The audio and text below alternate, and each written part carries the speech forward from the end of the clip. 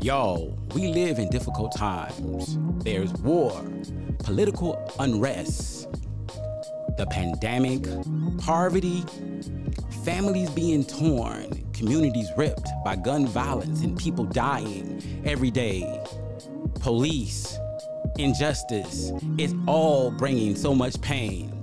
But y'all, we can look inside our minds and we can understand who we are, become better, and do this thing like we've never done it before. But it all starts with our mental health, and I know we can do it.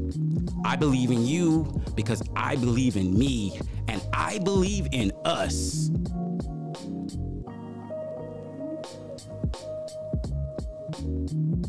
Hello, and thank you for joining in for another episode of Therapy is Life, where thinking, feeling, and experiencing well-being is what we do. Today, we have a very important show for you. You really got to listen to this. I'm serious, because we're going to talk about health and fitness and some things we can do, some habits we can create to help us have a more mentally fit and physically fit life. Listen, being physically fit is such an important part of our mental health. We need to stay active. When we're not active, it means the blood is not flowing in our bodies, and so we don't feel as good.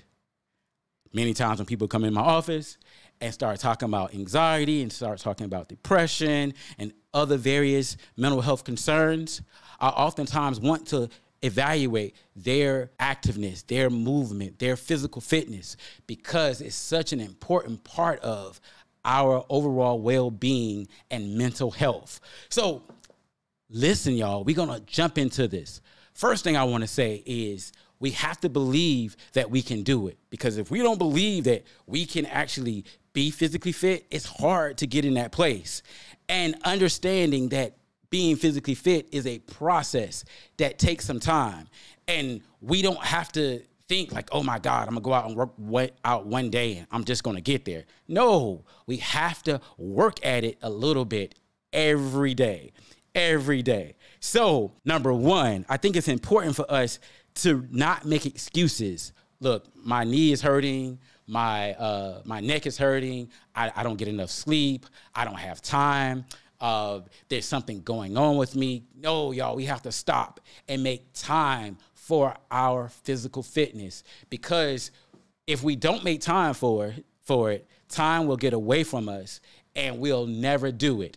And it's important to understand habits are created through practice. We can't create habits if we don't do things and create a routine for doing it. So don't make excuses. Jump into it, get into a routine, and make it happen. No excuses. Secondly, I think it's important that we're not worried about getting sweaty. How many times have people said to me, look, I don't want to get sweaty, man. I don't work out because I don't want to get sweaty.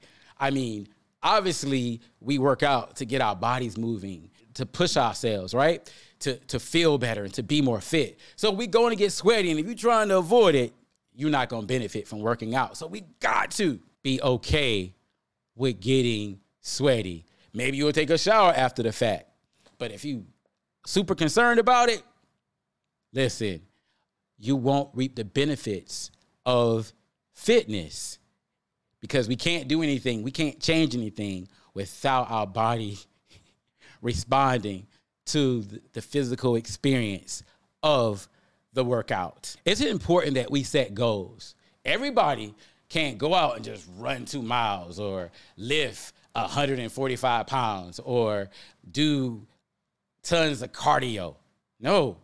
We have to start slow, especially if we haven't been doing any type of physical activity. So it's important for us to start maybe with a walk. I oftentimes tell people who are not active at all, start with a walk, maybe 2 or 3 times a day, 15 minutes apiece. You'll be amazed about how in time that will help you feel better and will set you up to be prepared for more physical activity. Maybe we want to lose a certain amount of weight. Well, we have to look at ourselves, understand our bodies, and realize our metabolism, and realize, losing a lot of weight really quickly may not be a fair thing to do. So we have to set goals that allow us to build momentum and get where we're trying to go. Sometimes it might be critical for us to create things that we might call like SMART goals, things that are measurable, specific and measurable, things that we can do over time. So maybe I walk for 15 minutes for the first month. Maybe in another month, I do 20 or 25 minutes. Maybe I start running and I have a goal to run 1 mile. And then maybe in a couple of months, I move to the 2-mile mark. And it's critical that I manage my pace so it doesn't seem too hard. A lot of people get discouraged because the goals, they make them so difficult that they be so woe out, so tore down. And it's like, oh my God, disappointed because they have all these expectations to do really well.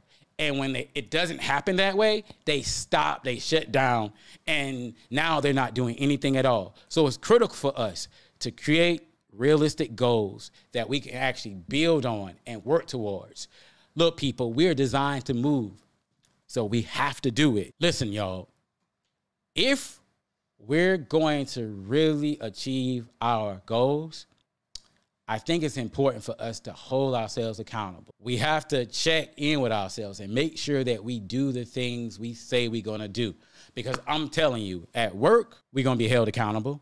At home, we're going to be held accountable. So we have to hold ourselves accountable and make sure that we do what we need to do. There's nothing like self-accountability, right? When we hold ourselves accountable for things, we're probably going to do a better job at getting things done. In fact, as a therapist, so much of what I try to encourage people to do in order to improve their mental health is to hold themselves accountable for the things they have concerns about.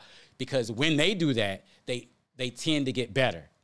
The same thing with fitness. When we hold ourselves accountable, we are aware of the things that may get in the way of us taking care of our fitness, and we manage those things, then we can stay on task and accomplish our fitness goals.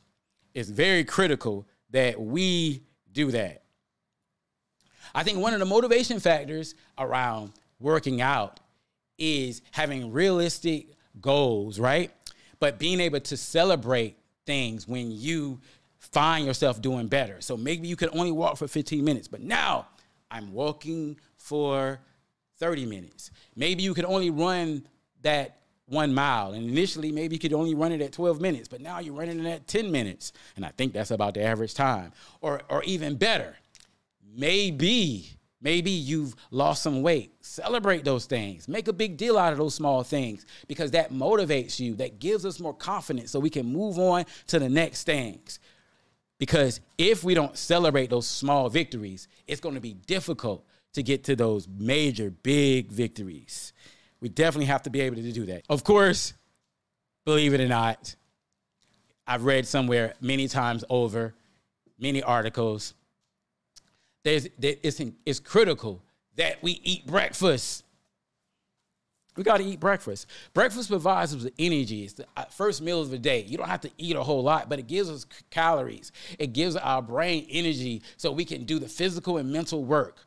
When people skip breakfast, I guess it puts us in a state where we don't have the energy we need to get the fitness work that we should get in. So stop. Create a routine for breakfast so you can be better prepared for your workout. And remember, your bones, your muscles, your brain all need energy. It all needs nutrients so it can be most effective in operating. When we don't give our body nutrition and energy, it's hard for us to perform at our best. Along with that, we talk about, taking in fluids, man, but there's nothing like drinking water. We need to drink water summer, winter, day and night. We gotta drink the water. Water helps our brain function properly. Some people have issues with their mood. They may have anxiety. They may have depression. And one of the major causes for these symptoms may be the lack of water intake or dehydration. So it's important for us to take in water because it helps us not only to feel better, but it also helps us perform better. So we can get out there, we can work out, and we can do our thing. Y'all hear me? Seriously, I'm not joking at all. Drink plenty of water. Water, we talk about it all the time, but it's so important in maintaining physical, mental, and emotional health. Of course, a lot of people talk about this next one. I hear it all the time. I hear people talk about snacks, food. It's important to have healthy foods in your home because if you got junk food, you're probably going to eat it. A lot of people come into my office complaining about what they eat. Do you complain about what you eat? They say they're eating snacks, unhealthy snacks, things they shouldn't be eating. Well, if you don't want to eat bad things that are unhealthy, fill your house up with things that are healthy. Fruits, granola, nuts, things that you can eat as you go that might actually help improve your mood. I understand there has been some studies that suggest that almonds may actually help improve our mood, help us feel better. Of course, eating fruits can get us going.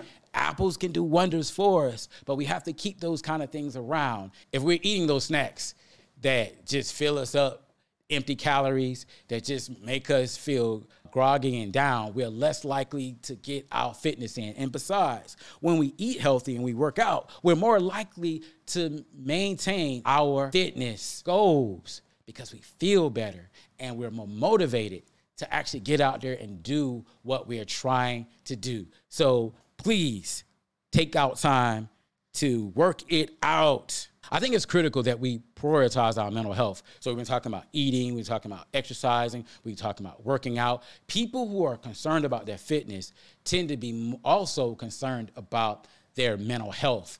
And it's important that we keep ourselves together. It's important for us to maintain our mental health.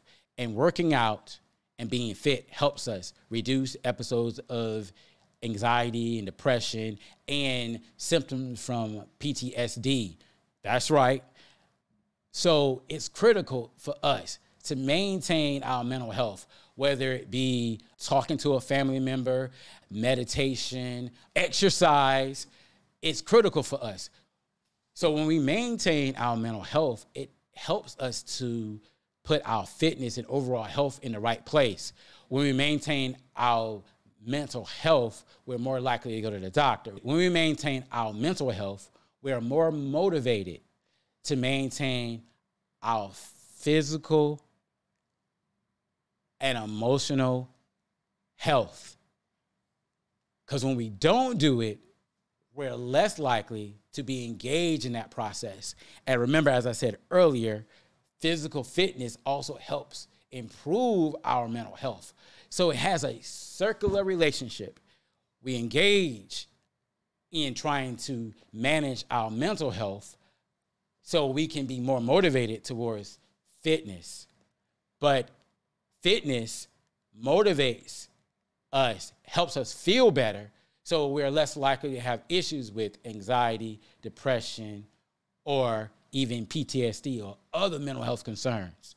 So let's always be aware of our mental health and try to work towards improving it. It's critical that we do that. So in essence, I'm encouraging everyone to be engaged in your physical health, because when you're moving, when you're engaging, you create routines that you keep and you hold yourself accountable, watch your food intake, get plenty of water.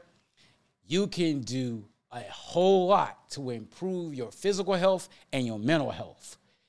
Thank you for joining this episode of Therapy is Life, where thinking, feeling, and experiencing well-being is what we do.